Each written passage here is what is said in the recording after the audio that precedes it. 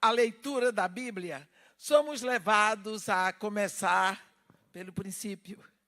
E quando nós chegamos lá no princípio, o nome do princípio em hebraico é Bereshit. É o primeiro livro da Bíblia, é o Gênesis. Lá está escrito assim: no princípio, Gênesis 1, versículo 1. No princípio, criou Deus os céus e a terra. Eu queria que vocês usassem a imaginação de vocês e entrassem lá, quando Deus começou. Aí diz assim: a terra, porém, era sem forma e vazia. Havia trevas sobre a superfície do abismo, e o Espírito de Deus pairava sobre a superfície das águas. Então você vê assim, a terra não tinha forma. Era vazia. Você já imaginou o que é terra vazia? Havia trevas sobre a superfície do abismo. Mas o Espírito de Deus pairava sobre a superfície das águas. Este verbo pairar, aí, ele dá a impressão de alguém que está, assim, tomando conta, para nada acontecer lá embaixo. Mas o que é que tinha lá embaixo? Era o caos. Não tinha nada. Vazio, trevas. E Deus diz: haja luz, e houve luz. Então você vê que o que vai entrar nesse caos é a palavra, é o verbo. E quando o verbo entra, a palavra entra, o caos se dissipa e começa o cosmos, começa a criação. Com a palavra. Com a palavra. Mas não é apenas a palavra, é a palavra coberta pelo Espírito. Se o que eu estou dizendo, você não entender, levanta a mão que eu repito 10 vezes até você entender. É a palavra coberta pelo Espírito. O Espírito sozinho cobria o caos, nada aconteceu. Quando vem a palavra, o caos termina, começa o cosmos, começa a criação. Entendido isso? Agora vamos para o Novo Testamento. Lá no início do Novo Testamento, lá no Evangelho de Jesus segundo Lucas, está escrito que o anjo Gabriel, no capítulo 1 do Evangelho de Jesus segundo Lucas, está escrito: no 6º mês foi o anjo Gabriel enviado da parte de Deus para uma cidade da Galileia chamada Nazaré, a uma virgem desposada com certo homem da casa de Davi, cujo nome era José. A virgem chamava-se Maria. A Bíblia está dizendo que ela era desposada. Quer dizer, ela já tinha assinado o documento chamado Ketubá. José já havia pago o dote.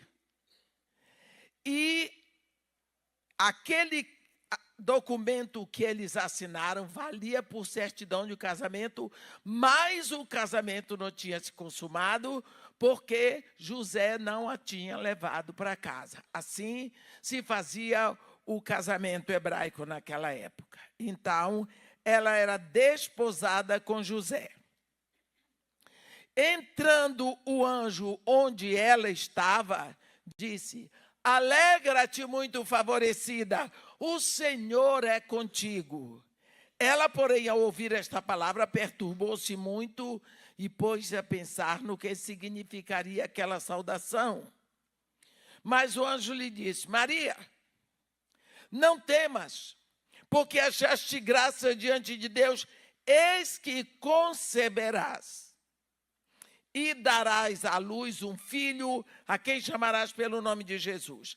Este será grande e será chamado Filho do Altíssimo. Deus, o Senhor, lhe dará o trono de Davi, seu pai. E ele reinará para sempre sobre a casa de Jacó, e seu reinado não terá fim. Então, disse Maria ao anjo: como se fará isso? Pois não tenho relação com homem nenhum. Muito claro. Maria está provando que ela era virgem, mas ela não era uma idiota. Não é? Ela não era uma idiota. Não tenho relação com homem nenhum. Respondeu-lhe o anjo, o quê? Descerá sobre ti o Espírito Santo, e o poder do Altíssimo te envolverá com a sua sombra. Olhe, agora você vai ver a outra figura. A primeira figura era a terra sem forma, vazia, trevas sobre a superfície do abismo e o Espírito Santo pairando aqui. Agora a terra está aqui, é um ventre virgem que nunca foi tocado. A palavra vem sobre esta terra, sobre este ventre. Não acontece nada. Quando o Espírito Santo cobrir, aí vai acontecer. O que o anjo está dizendo para ela é o seguinte: tudo isso pode acontecer. Só vai depender de ti. O que é? Muito fácil esse filho ser gerado no teu ventre. Como? Se o Espírito Santo vier sobre ti. Ela diz, então, já é assim. Eis aqui a serva do Senhor. Ela permite, o Espírito Santo a cobre, a palavra que tinha descido ali se faz homem e habitou entre nós. Deu para todo mundo entender? Então, isso nos ensina que todas as vezes que a palavra e o Espírito trabalham juntos, há uma geração. Geração vai acontecer. Desde o início, para Deus formar o mundo, foi palavra de Deus e o Espírito Santo. Então, nós vemos a ação do Espírito Santo o tempo todo, desde a criação. Quantas vezes nós sabemos que no Antigo Testamento o Espírito Santo não era muito mencionado. Até os discípulos de Jesus tiveram muita dificuldade, porque eles queriam um Messias. Eles estavam numa época em que Israel estava oprimido, sob o jugo do Império Romano e da dinastia dos Herodes. Então eles queriam um Messias, como o rei Davi. Eles queriam um filho de Davi, o descendente de Davi, que ia ocupar o trono de Davi e ia fazer tudo o que Davi fez, que Davi colocou Israel no topo das nações. Então eles tinham certeza que quando o Messias de Israel chegasse, ele ia destronar os Herodes, ia arrebentar e acabar e humilhar o Império Romano. Era esse o Messias que eles queriam. E eles queriam tanto o Messias, e o Messias estava ali, e eles não percebiam. Mas quando nós vemos que durante o Antigo Testamento, ninguém tinha aproximação ao ministério do Espírito Santo, mas era o Espírito Santo que vinha e que soprava a profecia nos profetas. Mas ele não ficava na terra. A expressão que vem daquela pomba que Noé soltou, que ela foi e se demorou um pouco e voltou à tardinha trazendo no bico uma folha de oliveira, significa o Espírito Santo vindo, enchendo um profeta e voltando novamente, porque ele não podia ficar na terra. Por que o Espírito Santo não podia ficar na terra? Os próprios profetas queriam o Espírito Santo na terra. Queriam o ministério do Espírito Santo. Eles queriam aquilo que nós temos hoje.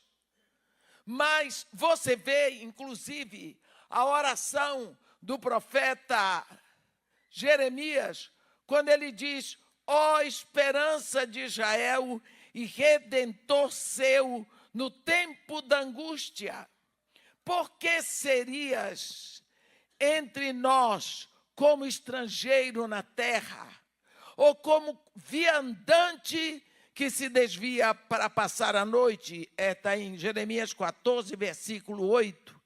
Quer dizer, por que você não fica? Tem até um hino que canta, Divino Companheiro, né?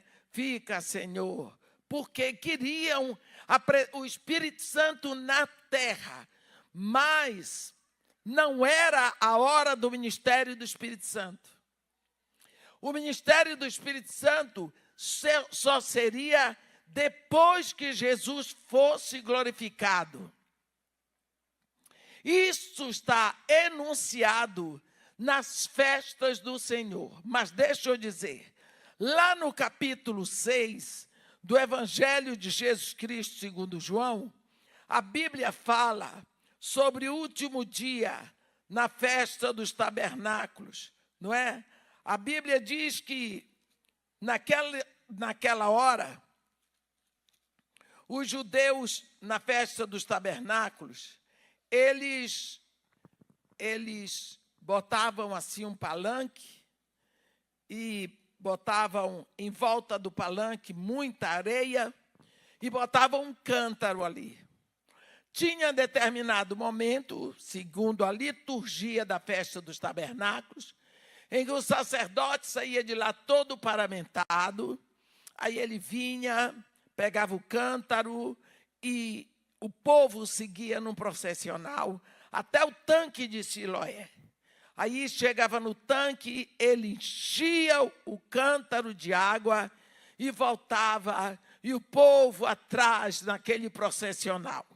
Quando chegava no palanque, ele subia, e quando ele derramava aquela água sobre aquela areia seca, o povo gritava, jubilava, porque eles achavam que Jesus, que eles lembravam que aquilo era porque Deus supriu a sede do povo no deserto. E quando chegou na hora que o sacerdote fez isso, o povo olhando e vendo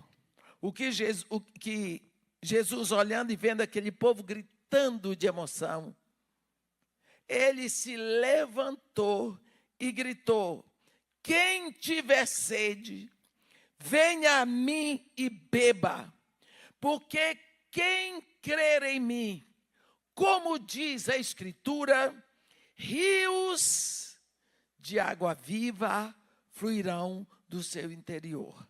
Aí João explica, isto ele diz em referência ao Espírito Santo, que havia de ser dado àqueles que nele crescem, pois o Espírito não tinha sido ainda dado, porque Jesus não tinha sido glorificado.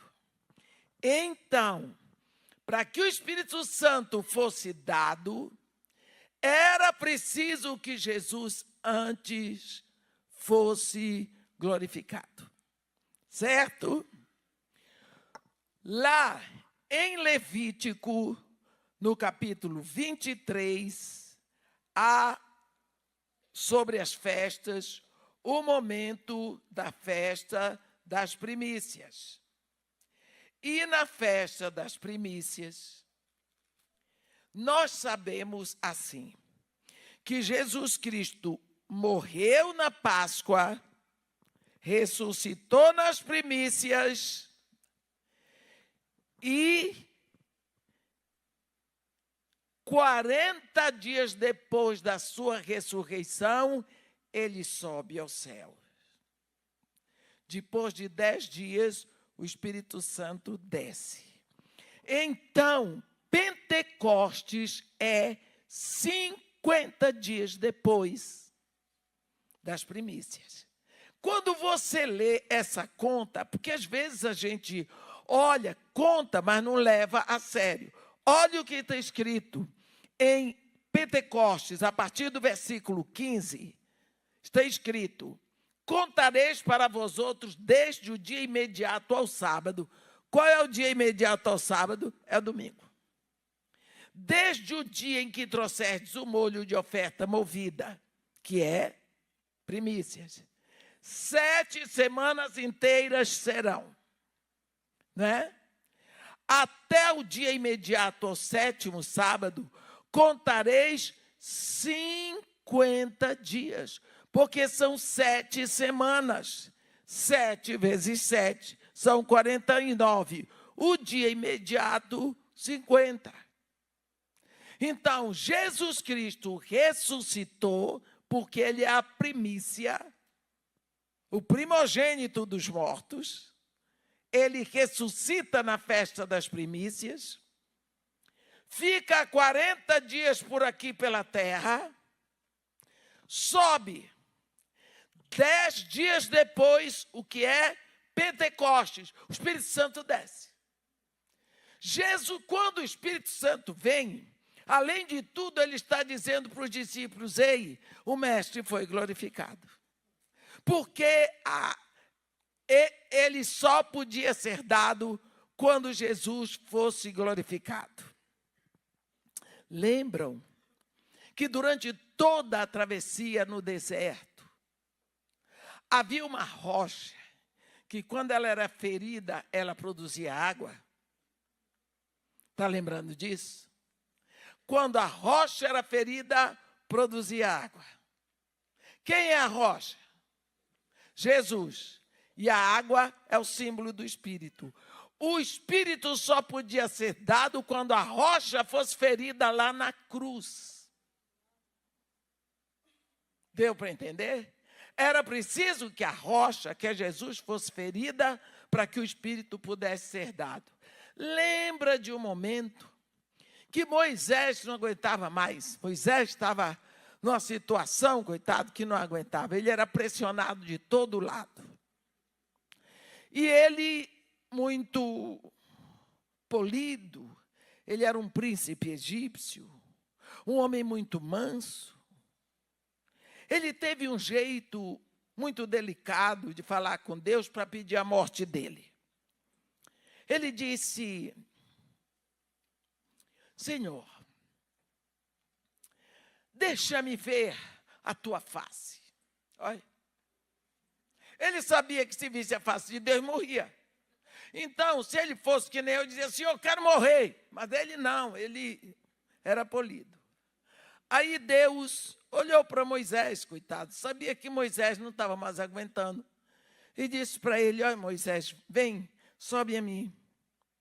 Eu não quero ninguém contigo. Só nós dois. Nem animal por perto, ninguém. Só nós dois.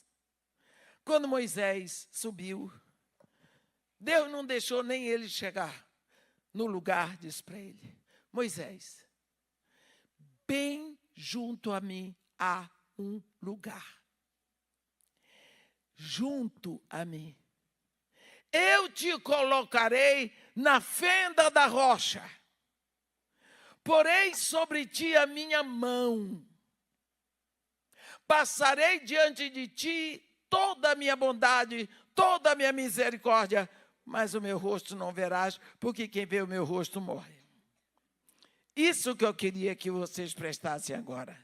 Deus está aqui, e Ele diz: bem junto a mim há um lugar, eu te colocarei na fenda da rocha, bem ao lado do trono do Deus Todo-Poderoso, há uma rocha fendida, rasgada, aberta.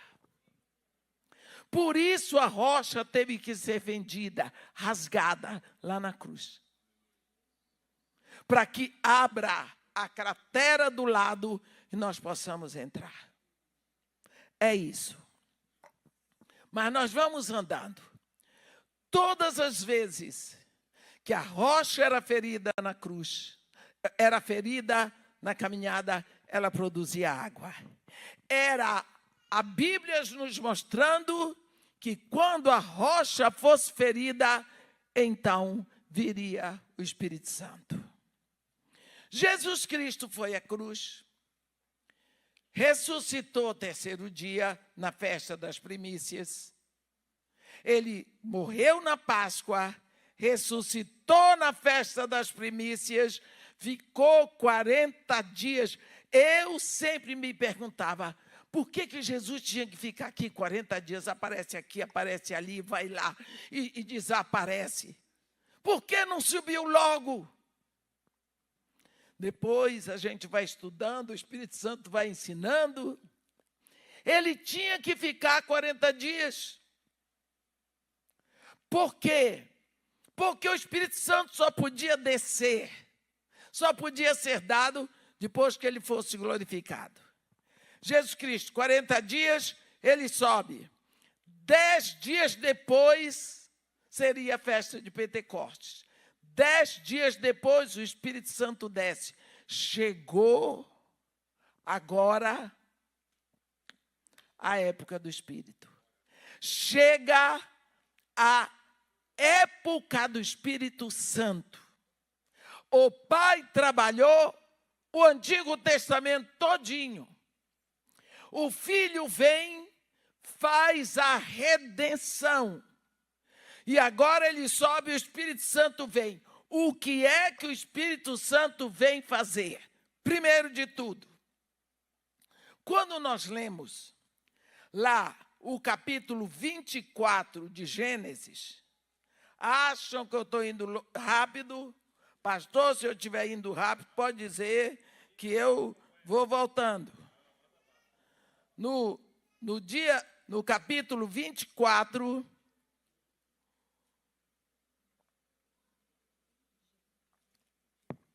também vocês, se virem que eu estou indo, vocês podem dizer, irmã, desculpa, mas estou boiando.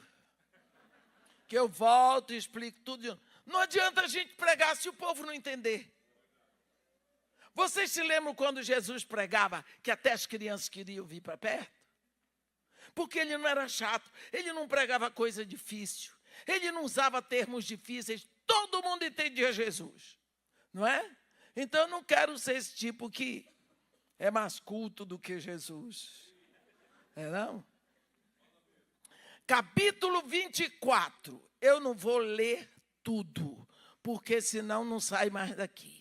Lembra que Abraão tinha um servo que ele amava, que se chamava Eliezer? Que Abraão até achou que Eliezer era o herdeiro dele? Pois é, Eliezer já estava na casa de Abraão, muito amado, antes que Sara engravidasse de Isaque.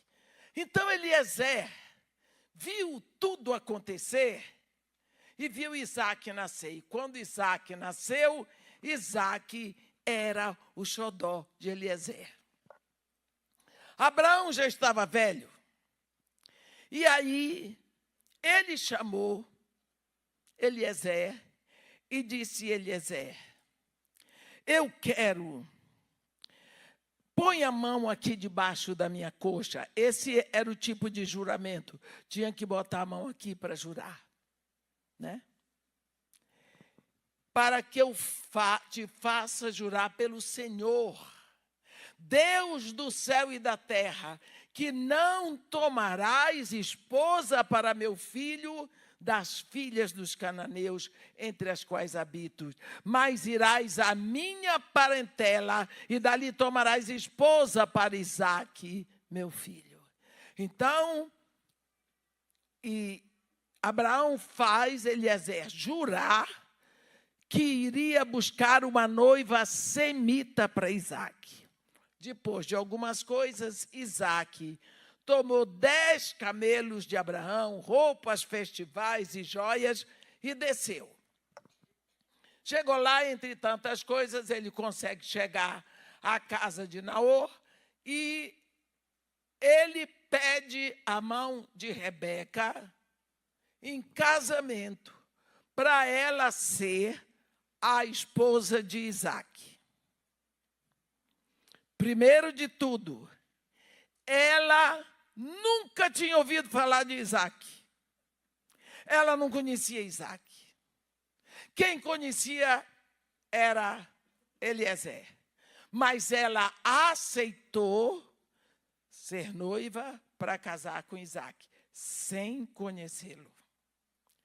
Ele, então, paga o dote para a família, e para ela ele deu joias. E agora ele vai trazer Rebeca da Mesopotâmia para Berseba, para casar com Isaque.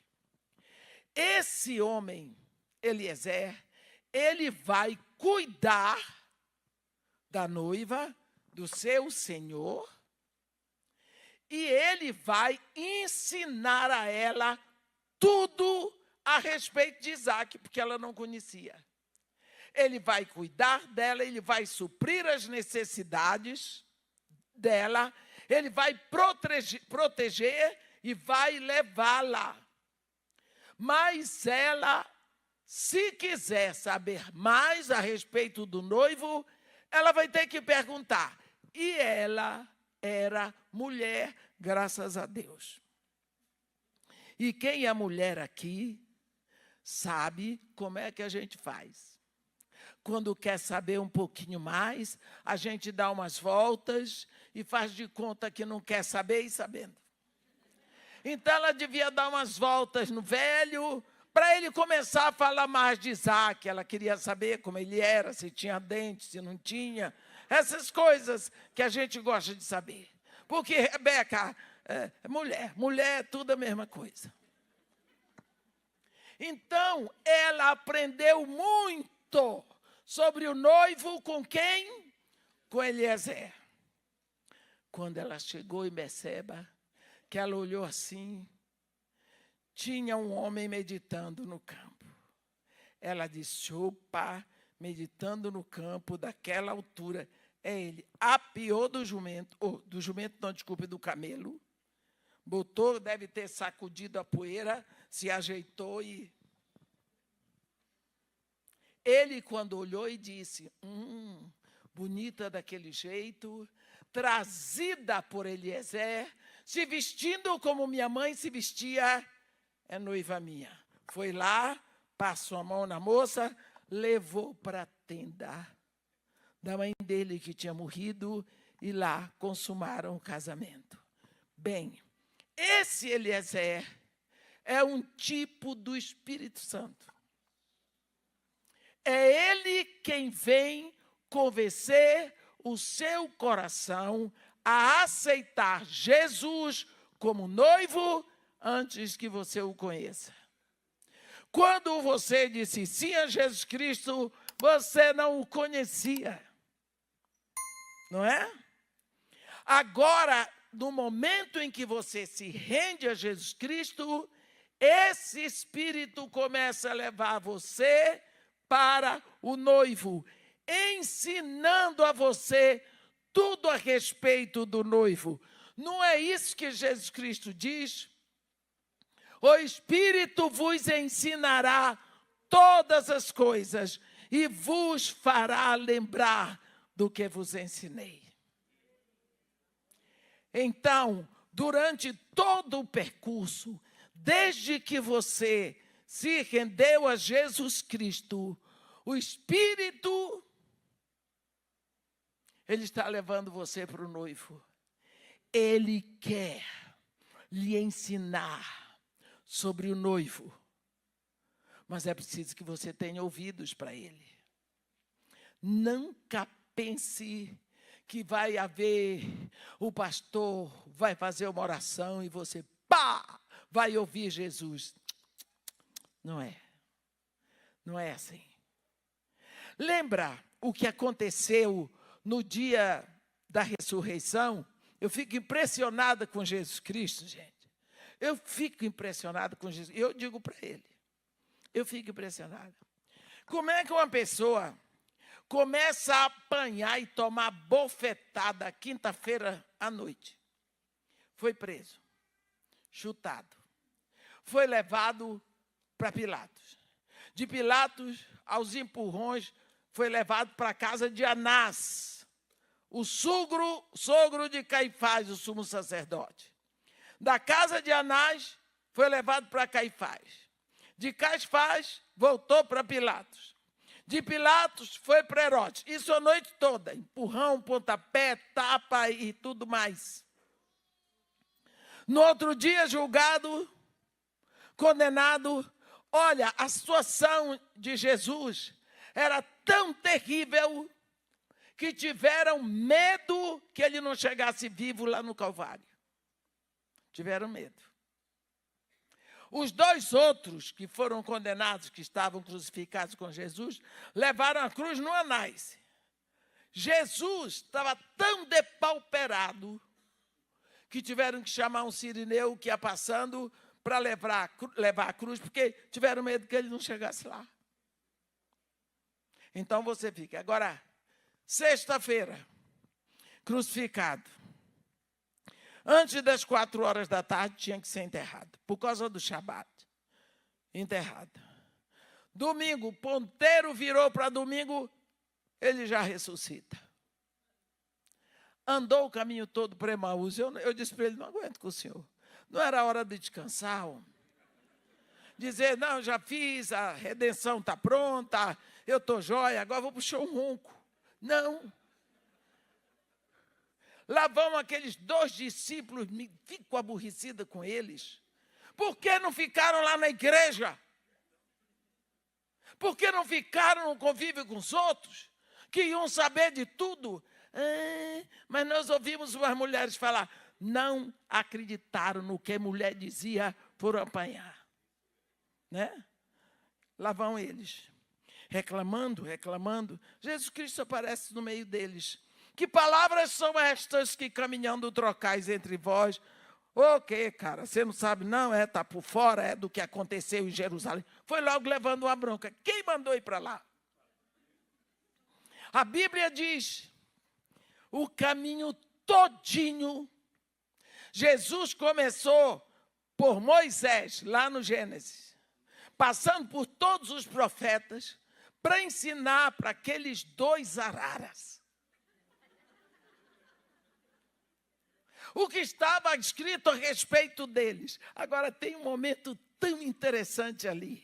E lá vai Jesus ensinando, e o dia declinando, chega na porta da entrada de Emaús, e Jesus Cristo faz de conta que vai passar. Estava louco para ser convidado, porque ele sempre quer ser convidado.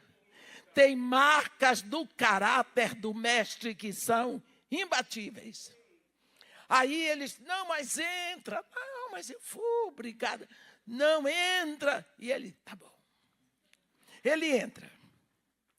Chegou na hora da mesa, tomou o pão, agradeceu, partiu, se revelou. Escuta aqui, você viu como é que é o seu mestre? Aprenda nos menores detalhes como ele é. Como ele é, porque ele não muda. Ele se deu o trabalho de andar o domingo todo com aqueles 2 discípulos, mas só se revelou quando eles se assentaram com ele à mesa. Se você quer que Jesus Cristo se revele a você, sente com ele à mesa. Porque esse é o método dele. Ele se revela a quem se assenta. Hoje, 3:30 da manhã, eu estava com a minha discípula. Lembra que eu disse para o senhor? 1 Coríntios 15. Lê. Chegou lá no final, volta para o primeiro versículo. Chegou no final, volta para o primeiro. 6 vezes. Lê em voz alta, porque você vê e você ouve. Chegou aqui, o Espírito Santo pegou a palavra de lá, botou no coração do pastor, ele disse ela todinha aqui. Tudo que o senhor falou aqui, está escrito em 1 Coríntios 15. O Espírito nos ensinou tudo de madrugada para o pastor pregar aqui. Por quê? Se você se assenta com a palavra. Se você se assenta com a palavra. Jesus Cristo andou com eles. Bem que nós sentimos. Ardeu nosso coração, arder, mas não aconteceu nada. Senta-te com ele. Você vai ver as coisas acontecerem. Porque quando você se assenta, a palavra está aqui. Não está? O Espírito Santo está onde? Aqui. Lá dentro. Está mesmo. E você está onde? No meio. Entre a palavra e o Espírito. Aí do Espírito vem para a palavra, da palavra volta para o Espírito, são os dois, e você está no meio sofrendo a transfiguração. É a palavra e o Espírito trabalhando a seu favor. No Antigo Testamento, não. Era só o Espírito que vinha, mas do dia que Jesus Cristo subiu, ele disse, em Lucas 24, no versículo 49, eis que eu envio sobre vós a promessa de meu Pai, permanecer na cidade. Olha quantas promessas o Pai fez, promessas absolutas e promessas condicionais. Tantas, mas quando Jesus fala do Espírito Santo, ele diz, a promessa de meu Pai, permanecer na cidade. Jesus sobe, 10 dias depois, era a festa de Pentecostes. Tinha gente, tinha judeu de 19 nações que estavam fora de Jerusalém. Quando Tiago escreve a carta, lembra a quem ele se dirige? Aos que estão na dispersão. Eram esses judeus que eram judeus, mas que não viviam em Israel. Essa carta foi escrita para esses cristãos judeus que estavam na dispersão. Então, desce o Espírito Santo. E quando o Espírito Santo vem, é como se ele dissesse, cheguei. Mas ele chegou em grande estilo. Vento impetuoso, línguas de fogo, muito barulho e tudo acontecendo. Olhe a diferença do que é a palavra sozinha e a palavra coberta com o Espírito. Se vocês descubram uma coisa grande que os discípulos de Jesus fizeram enquanto Jesus estava na terra, diga aí. Fizeram foi muita vergonha. Um vendeu o mestre. Não foi? Vendeu o mestre a danado, mas Judas fez.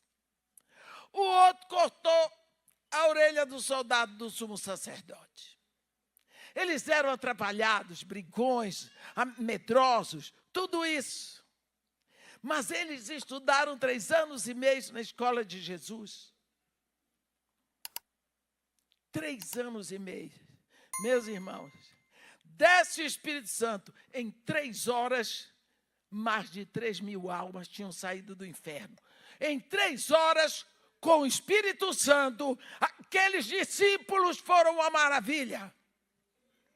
Eles tinham a palavra, mas eles não tinham o Espírito Santo.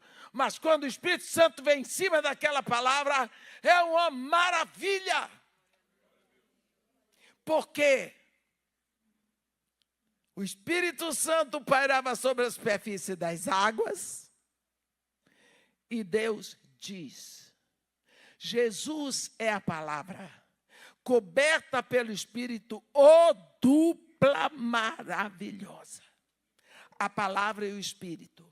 Assim como você precisa de duas pessoas para ser gerado, você precisa do seu pai e da sua mãe. Então você é gerado fisicamente. Para ser gerado espiritualmente, você precisa de dois, do Espírito e da palavra. Quantas pessoas aí estão cheias da palavra, mas cadê o Espírito? Então, que nem aqueles primeiros discípulos.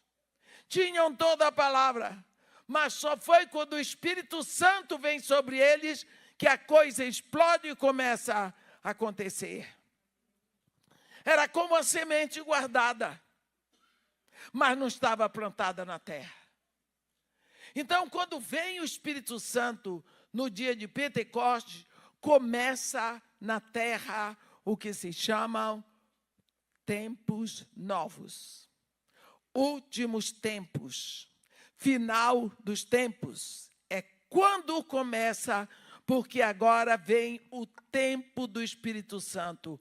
Começa na terra um milagre, uma população diferente chamada Corpo de Cristo ou Igreja.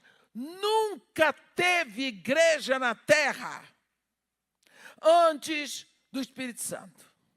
Agora o Espírito Santo vem. É a primeira vez que Deus vem morar na terra. Mas Ele não vem morar na terra, nas cadeiras da igreja. Não, é dentro de cada um de nós. Eu fico triste até hoje. Quando eu chego em algumas igrejas, a pessoa vai olhar e diz: "Oh, Senhor, envia o teu Espírito." Parece que Deus está dizendo: "Já mandei, vai fazer 2000 anos. Você ainda não sabia? Já está aí. Já está aí." Ou então diz assim: "Ô Espírito Santo, visita-nos." Eles não vêm para visitar ninguém, eu vim para habitar. Então, pegam aquelas coisas do Antigo Testamento, porque ainda não acertaram que o Espírito Santo vem para habitar dentro de cada um. Mas, irmão, não sou digna, mas precisa. Irmão, não mereço, mas precisa. Irmão, sou pecador, graças a Deus.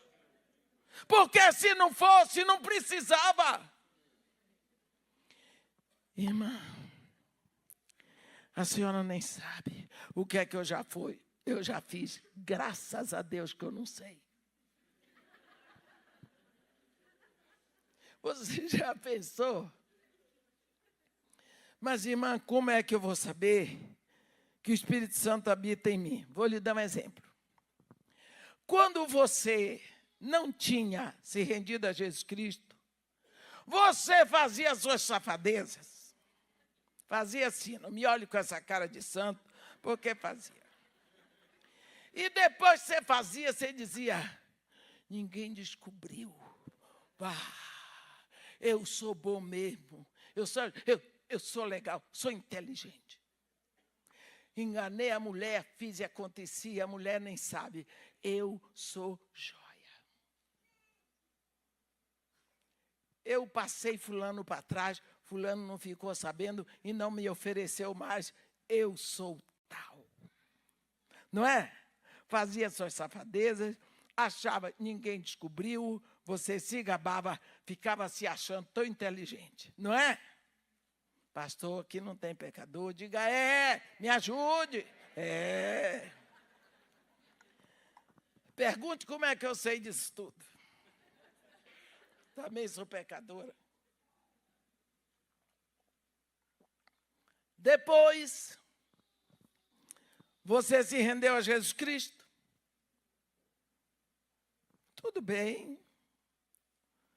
Lá um dia, você vai fazer a mesma safadeza, você até faz, mas depois você não se sente um herói. Você se sente tão mal. Você se sente tão envergonhado. Ninguém sabe o que você fez. Mas você não fica mais alegre. Por quê? Existe um poder dentro de você.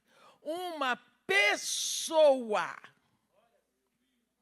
que convence o seu coração de que você já não é mais a mesma de lá.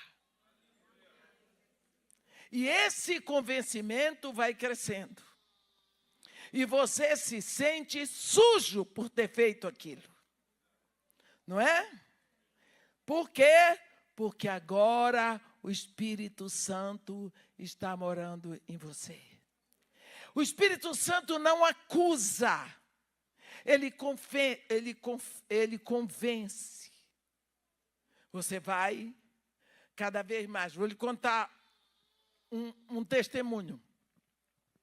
Meu marido era um homem que ele chegava comigo, ele gostava de aplicar dinheiro na bolsa de valores. Então ele dizia, como é que é? Aqui tanto para feira, tanto para supermercado, tanto para a escola do menino, luz, condomínio, era tudo eu que pagava. Eu tinha conta conjunta com ele, mas eu tinha a parte. Ele dizia, dá isso, eu dizia, dá. Aqui, ó, para o seu salão, negócio de cabelo, tudo mais. E vamos botar um pouco mais, pode aparecer alguma necessidade. Você acha que está bom aí? Tá. Então, isso daí você usa e o restante eu vou fazer o nosso pé de meia lá na bolsa. Tudo bem. Você sabia que ele não era um homem rico, ele era engenheiro da Petrobras. Quer dizer, ele tinha um salário certo, suficiente para nós vivermos. Não passávamos necessidade. Mas todos os dias o marido chegava. Oi, meu bem, que coisa boa, como foi seu dia? Eu, a santa. Tudo mais, levava o marido para o quarto. Ele ia tomar banho, o pijama dele já estava lá. Enquanto ele estava tomando banho, eu tchu na carteira dele, pegava um. Eu roubava o dinheiro da carteira do marido. Não era muito e eu não sei explicar por que eu fazia aquilo. Fui. Eu já era intercessora na igreja.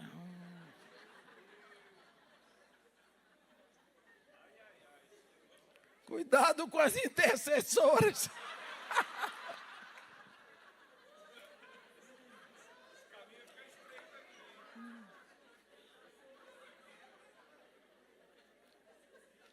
Mulheres, eu não sei porque eu estou falando isso aqui, hein? Maridos, cuidai das vossas carteiras. Aí, você sabe que chegou um momento que aquilo começou a me incomodar. Eu dizia, mas eu sou casada em comunhão de bens. O que é dele é meu, o que é meu é dele. E, portanto, eu não estou pecando. E o negócio foi crescendo. E foi incomodando. Um dia, eu disse para o meu pastor, eu preciso falar com o senhor. Eu vou dizer uma coisa para vocês. Ou coisa necessária na nossa vida é um pastor. É. Não abra mão do seu. Eu disse, pastor, é assim. Mas, pastor, nós somos casados, somos casados em comunhão de bens. O que é dele é meu, o que é meu é dele, portanto, não estou roubando. Pastor, então por que faz escondido? Eu fiquei com tanta raiva daquele pastor. Porque é tão ruim quando alguém vem com a verdade de Deus assim, é num pecado que a gente não quer deixar. Eu estava acostumada com aquele pecado. Eu gostava dele. se tornou um pecado necessário. Pecado curtido, assim, sabe? Pecadinho bom. O pobre do marido ia tomar banho e eu... Então, porque faz escondido? E agora? Se você faz escondido, é porque você tem consciência de que está roubando. Você vai ter que pedir perdão ao marido. Eu disse, não, eu largo de fazer, mas pedir perdão é demais. Ele disse, é ele que está sendo lesado. Isso é traição. Porque você está fazendo pelas costas dele, ele está confiando em você, porque ele deixa a carteira. O pastor encheu minha cabeça. Eu saí de lá convencida que eu não ia fazer nada do que o pastor mandou. Porque ia acabar com a minha moral dentro de casa.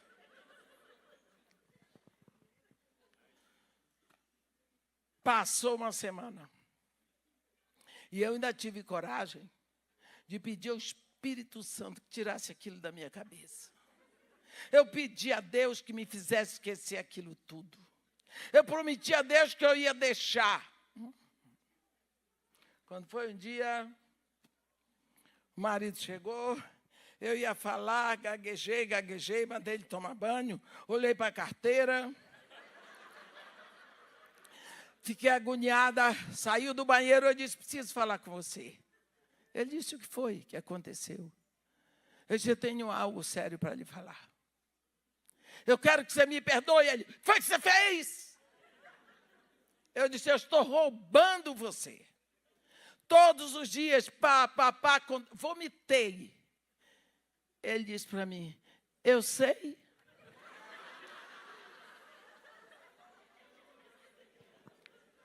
Aí foi pior. Por que você nunca me disse? Ele disse, eu não compreendia. Que eu perguntava para você se o dinheiro que eu estava dando era suficiente. Você dizia que era. E era. Hábito feio. Pegar dinheiro por trás. Isso é traição. Eu disse para ele, olhe, eu quero lhe pedir perdão e dizer para você que isso nunca mais vai se repetir. Ele disse, por que você resolveu me falar agora? Eu disse, porque todas as vezes que eu faço, quando eu vou fazer, cada dia se torna mais difícil. E eu fui confessar para o meu pastor, ele me disse que eu tinha que parar e falar com você e pedir perdão.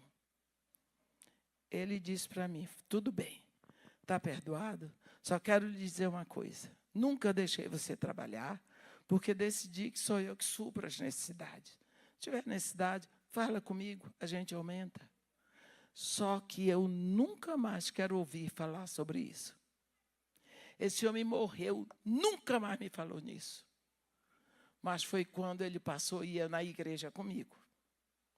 Ele viu a seriedade do meu pastor. O que eu estou dizendo para vocês é o seguinte, é que o Espírito Santo, ele não convive bem com o pecado, porque ele é, acima de tudo, santo. Quando ele entra na nossa vida, ele não entra para nos acusar, ele vai nos convencer, porque ele vai nos levando cada vez mais e mais e mais no caminho da santificação.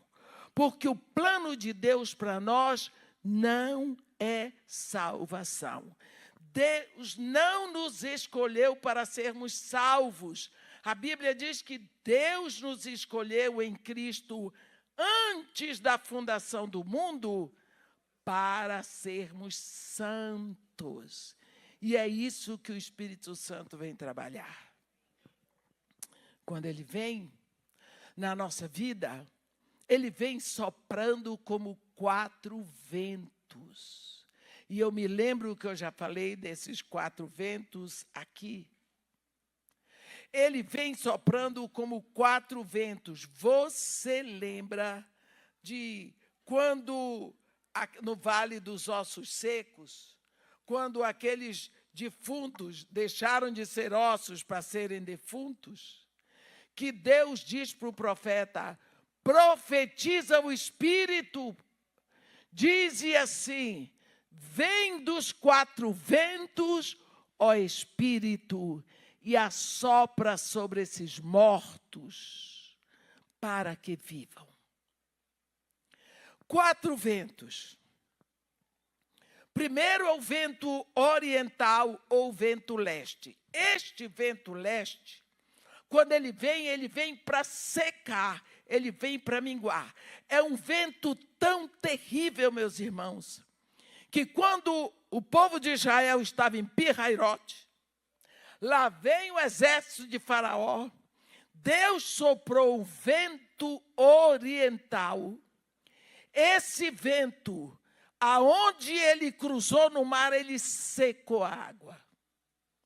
Foi o vento oriental, ele foi raspando, e por isso ele abriu o caminho. O povo de Israel passou. Porque ele secou o mar.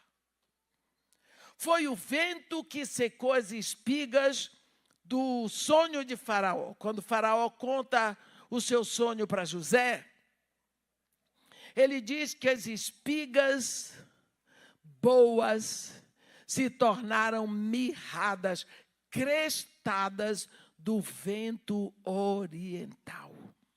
É o vento que mingua, que seca.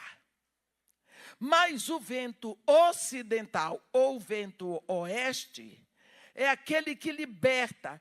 É o vento que, quando Deus soprou no Egito a pedido de Moisés, esse vento levou todos os gafanhotos para o Mar Vermelho.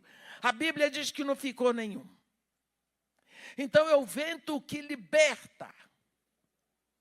O vento norte é o vento que limpa, porque ele é tão frio que ele congela e cai como neve, e quando a neve cai, ela limpa o ar, e você pode respirar melhor.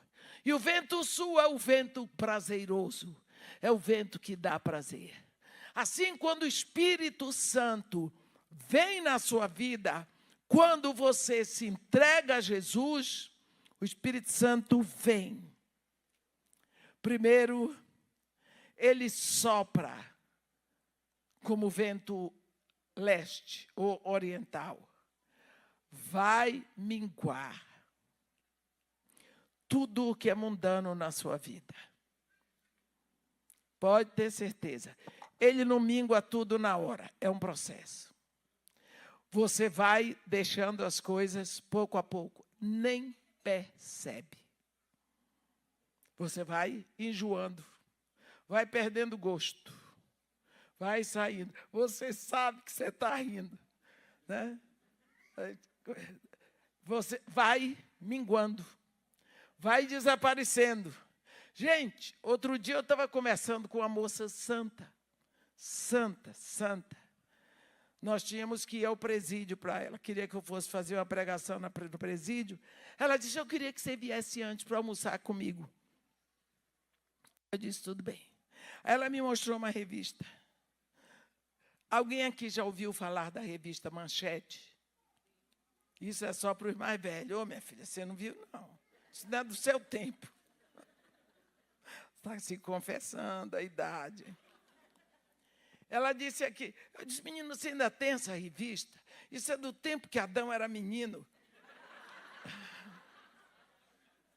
Olha a capa dessa revista. Vocês acreditam que ela era a capa da revista? Estava com menos roupa do que Eva. Em cima do carro alegórico, lá vem Portela. Eu disse: menina, por que você guarda isso aqui? Olhe melhor para esse destaque. Eu disse: mulher sem roupa, olhe no rosto. Olhei. Eu disse: menina, é sua parenta. Sou eu. Eu disse, eu não acredito. Ela disse, é. Eu disse, por que você guarda essa porcaria? Ela disse, Edmeia, começou a chorar. Eu não entendo. Eu disse, nem eu.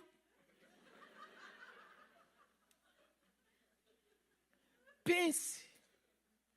Ela disse, eu não posso entender que eu já fiz isso. Eu disse, nem eu. Soprou um vento oeste. Libertou. O vento, quando o Espírito começa a soprar, o vento oeste, o vento ocidental, ele vai levantando gafanhoto fora. Acaba com relacionamentos pecaminosos. Amigos improdutivos. Vai desaparecendo tudo, você diz, quando eu era do mundo, eu tinha mais amigos. Deus tem ciúme de você, meu irmão. Ele cuida, ele cerca. Sopra um vento ocidental que vai levando tudo longe, não fica nenhum. Eu gosto quando a Bíblia diz, levantou todos os gafanhotos, jogou no Mar Vermelho, não ficou sequer um. Eu digo, glória. Aí, ele começa a soprar como o vento norte. Você começa a ver coisas que você não via antes. Você começa a perceber, como eu não vi isso antes? Está soprando o vento norte. Vai chegar o momento que você vai ter vontade de agradar a Deus. Gente, eu tenho tanta vontade, queria tanto fazer a vontade de Deus. Eu queria saber se Deus está satisfeito comigo. Está soprando um vento sul. Tudo obra do Espírito. Todo trabalho do Espírito Santo em você. É o Espírito Santo que está aí produzindo um Filho de Deus. Você pode ter certeza disso. E quando o Espírito começa, ele vai. Aí entram os mentirosos, os sonhadores, que dizem para você assim, porque Deus me falou isso, que Deus me falou aquilo, porque eu tive uma voz assim, porque eu tive uma visão de não sei as quantas, e você... Olha, é tanto mentiroso. O ministério profético, ele vem através de sonhos, através de visão aberta, visão fechada, êxtase. Mas você precisa ter cuidado, porque às vezes a pessoa pensou e diz, foi Deus que me disse. Lembra do profeta Elias? 3 anos e meio em missão. Deus falou com ele 4 vezes. Rápido, porque Deus fala rápido. Essa é a minha experiência com Deus. Ele diz e acabou. Pode fazer a experiência, Gideão fez. Você pode pedir. Você pode pedir. Eu estava com 93 quilos e comendo. Quando foi um dia, eu senti minhas costas doendo. Nunca tive dor nas costas. Parei na cama e disse, Senhor, minhas costas estão doendo. E eu não sei o que é que eu vou fazer. Se eu adoeço, vai ser muito difícil. Comecei a me queixar. Mas eu lhe peço saúde, energia, vigor. Papapá. Fiz aquela choradeira. Mas veio muito claro. Veio muito claro. Será que eu fiz o seu corpo para aguentar esse excesso todo? Porque Deus não fala comigo, minha querida, não é assim, ó. E acabou. Leva marido, leva filha, leva outra filha, é no tronco, porque ele sabe que eu sou grossa. Eu entendi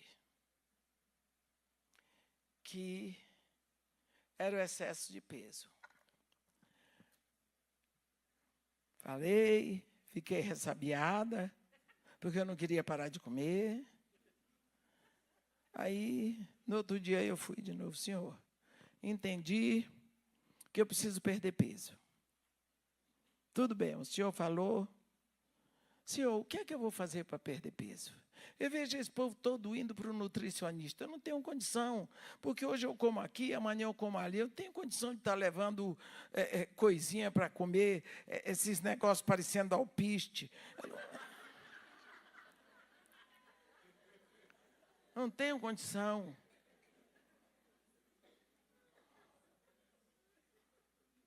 Senhor, me inspire, me ajude. O Senhor me criou. Mas veio muito claro. Você sabe tudo o que tem que fazer. Faça. Peguei, pedi a Deus fortalecimento, comecei. Tirei tudo de açúcar, tirei tudo fui tirando. E continuei comendo o que eu posso comer.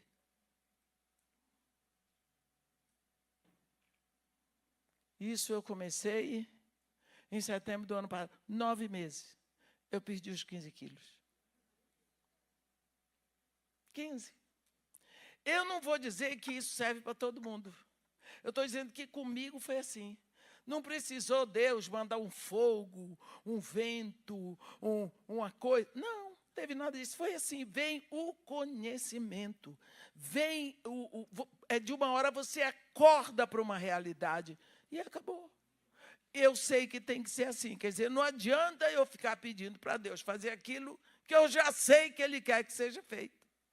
Então, nós precisamos ter um relacionamento com Deus, Espírito Santo, sabendo que o Espírito Santo não é uma força cósmica. Ele é uma pessoa. A diferença é que quando Deus foi mandar seu filho ao mundo, Ele precisou fazer um corpo para esse filho, no ventre de uma mulher. Mas quando vem o Espírito, tem os crentes, o Espírito vai habitar no coração dos crentes. Bem, então, assim como precisa do pai e da mãe para nascer uma criança, assim, para nascer espiritualmente, precisa do Espírito e da palavra. O Espírito convence o seu coração. E você começa, na palavra, a crescer para se alimentar.